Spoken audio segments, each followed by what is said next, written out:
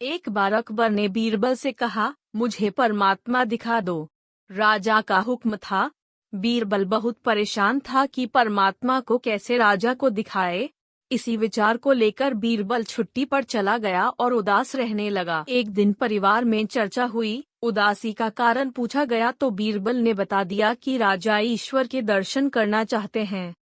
बीरबल का बेटा बोला, कल सुबह मुझे आप साथ ले जाए, मैं अपने आप राजा को दर्शन करा दूंगा। दूसरे दिन सुबह बीरबल और लड़का दरबार में पहुंचे और राजा को कहा, मेरा लड़का आपके प्रश्न के उत्तर का समाधान करेगा।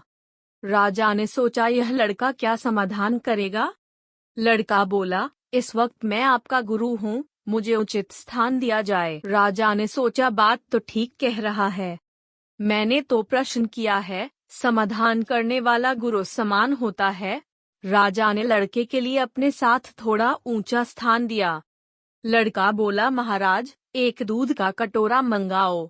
राजा ने दूध का कटोरा मंगाया। लड़का बोला, महाराज एक दूध का कटोरा मंगाओ। राजा ने दूध का कटोरा मंगाया। लड़का बोला, महाराज इस दूध में घी है। राजा बोला, हाँ है। लड़का बोला, पहले मुझे आप उसका दर्शन कराओ।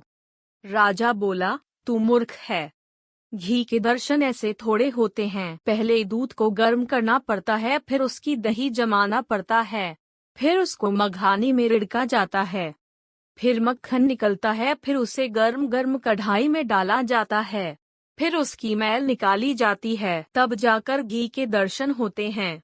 ऐसे ही थोड़े दर्शन होते हैं। लड़का बोला, यही उत्तर है आपके प्रश्न का। पहले इंसान को तपना पड़ता है, फिर उसको जमना पड़ता है, फिर उसको साधना करनी पड़ती है, फिर उसको ज्ञान की अग्नि में तपना होता है, फिर उसको ज्ञान की अग्नि में तपना होता है, फिर उस ईश्वर के दर्शन होते हैं। अकबर समझ गया और बोला, तू वाकई ही मेरा गुरु है। ईश्वर को जानने के लिए बहुत कुछ करना पड़ता है। वैसे हर आत्मा में ईश्वर का अंश है और उसी को ईश्वर का रूप समझना चाहिए, तभी सुख की प्राप्ति होती है। यह भी संसार का एक नियम